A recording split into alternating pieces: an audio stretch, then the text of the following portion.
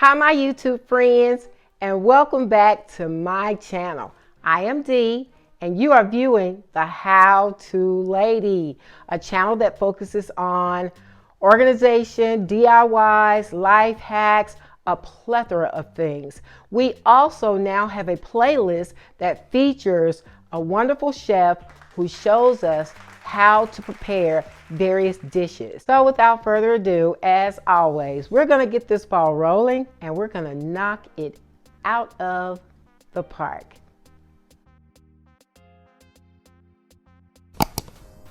We are back in the kitchen of Chef Mike, and today he's going to tell us about what he does and what sparked his interest to become the amazing chef that he is.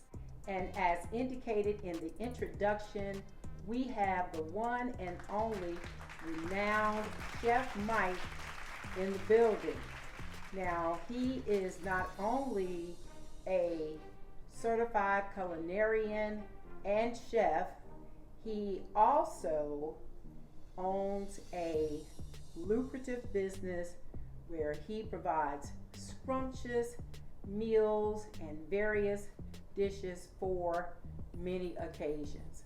And we're going to talk to him today and get his secret to how he has sparked such a very great career. Hi Chef, how are you today? I'm well, hope you are. I am. Great. Been cooking up any great meals? Well, yes, I have. You know, it's a pretty good day today. Okay, wonderful. Well, I am so happy to have you here today, and we are going to ask you a few questions because we're trying to find out your secret. I would like to know, who was your initial inspiration when you decided that you wanted to go into the field of culinary arts? I'm the youngest of 7 kids. Wow. There were a lot of times that I didn't have anybody to play with. There was Mom, who's the greatest cook in the world for me.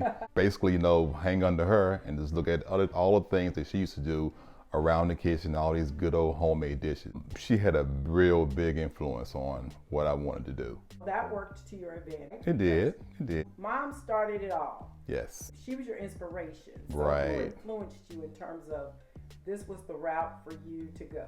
That would be my brother William. Oh, wow. Yes, he was a chef at the Howard Johnson High Rise on High Point Road back in the 70s. He was the man down there for years. I used to shadow him when I was maybe 13, 14 years old in the kitchen at the High Rise. I used to love looking at him do his thing. I knew what I wanted to do then. Now I'm going to ask you about education. What was your first educational experience as it relates to the culinary arts? My first educational experience came from the Weber Center downtown Greensboro. Oh man. Yes, I was in the 11th grade and I did 2 years there, my 11th grade year and my 12th grade year. Oh wow, so you were already prepped to move on to college if you wanted to, because they gave you the basic information, correct? Exactly. My instructor name was Miss Kathy Jo Summers, and I just thought that she was the greatest ever also. Do you ever get a chance to see any of these people? What about your instructor at Weaver Center? I haven't seen Miss Summers maybe 20 years now. Oh, wow. But I did see her downtown at the Fun Forth about 20 years ago probably. Okay. And okay. she didn't remember me until I brought my name up, so okay. I'm not going to fake and say that she did. Moving on, how did that educational experience impact your professional experience? Did you seek out a job at a restaurant? As soon as I graduated high school, I started working at Daryl's on High Point Road. This was back in 1984. Yeah, but I started off as a pot washer. Really? Yes. How did you go from these wonderful skills to being a pot washer? I was a pot washer first, then I went to busboy, and then they brought me back into the kitchen and turned me into a dishwasher. Then after that, I started cooking. Clearly, they didn't understand the skills that you had in your cooking tool belt. Exactly, nor did I. But eventually you started cooking, and how was that experience after you started cooking at the Daryl's on High Point Road. Right. I loved it. You know, I worked myself into the night supervisor after I got out of the dishwashing pit. What other professional roles have you worked in besides Daryl? I was the banquet chef at the Embassy Suites for a stint. Wow. I was the breakfast chef at the airport Holiday Inn. I went to the high rise again. Okay. And I was a night chef there. You pack a lot of experience in your culinary belt. I do. Well, tell me, how did you go back into the educational arena to pursue your degree in that field? I found myself working under a lot of different chefs, and I always felt like I wasn't good enough. Oh man. You know, even though these chefs were training me, I still felt like, let's say, excuse my terms, but a backyard chef. I wanted some paper behind my skills. That's when I decided to go to Gifford Technical Community College and enroll in the culinary arts program. What was your experience like there at Gifford Tech? It was amazing. I thought that I was going to go and just cook, but I didn't know that I have to, take computer classes. I had to take algebra. I had to go back to the English field and write papers. So it's just not about cooking. There's a lot of math involved in it also. Right. You need not only the practical skills, but you also need the theory behind it. I get it. You gathered all your information at Gifford Tech and you took those skills, and is that what influenced you to attain the job that you have now? Right, it is. You know, I like teaching. I like showing people things. I've been to various elementary schools here in Greensboro. I've also been to high schools. When I looked at your biographical sketch, it sounds like you have really shared your skills with a lot of young people. I saw that you'd done career fairs. I understand that you are currently showing members of a local organization here how to explore the culinary arts. Tell me a little bit more about that. Okay, this is a local community organization called the Lovely Ladies and Great Guys. Okay. Okay, there I cater their end of the year show, the black and white and pink pageants. Sometimes I go over there and I have hot dog sales. Okay. With the other guys is there. Okay. And sometimes I just go in and just cook them things. Oh, wonderful. I bet they like that. I hope they do. Well, it sounds like you are not only doing what you love, but you're sharing your love with others. Absolutely. What are your future plans? Well, I have a small catering organization that I work through. I see that wonderful t-shirt in the background. Is that your logo? It is mine. It looks like it's hand designed. It is.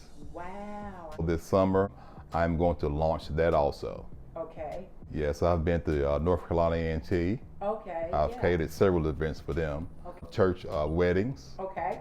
Yep. I've done family reunions. Wonderful. Mm-hmm. I read that and I thought you have a wealth of experience under your belt, so that's why your food tastes so great. Well, thank you. Well, I am going to be looking forward to Chef Mike's family-friendly cuisine. Comfort food. Comfort food, okay. Yes, ma'am. I'm going to try to create the best hot dogs in Greensboro. That's going to be my specialty. I've looked over your menu and I am impressed. Well, I want to thank you for allowing me to do this interview and share your experience, your knowledge with as many individuals as possible. And I'm going to encourage them to look for Chef Mike's official launching. Exactly. This is going to be stationary. Instead of me going out, they're going to come to me, hopefully. Well, Chef Mike's, guys, I just want you to keep that in mind. He is one of the few Black-owned chefs in this area. You'll see a lot of him on our channel and prepare a dish for us and just kind of quiz us from time to time. But yeah, let's give Chef Mike a round of applause. Thank you for coming. We appreciate it, and hopefully we will be seeing something on this channel really soon with regards to your culinary skills. Thanks for having me, guys. This interview with Chef Mike was absolutely informative and provided information for any youth that have a desire to start a career or business. Don't give up on your dreams. It starts with high school, motivation, experiencing those things that you're interested in, putting those experiences into action, and believing in yourself. Keep moving forward, and just remember Chef Mike as an example for seeking your goals and reaching them.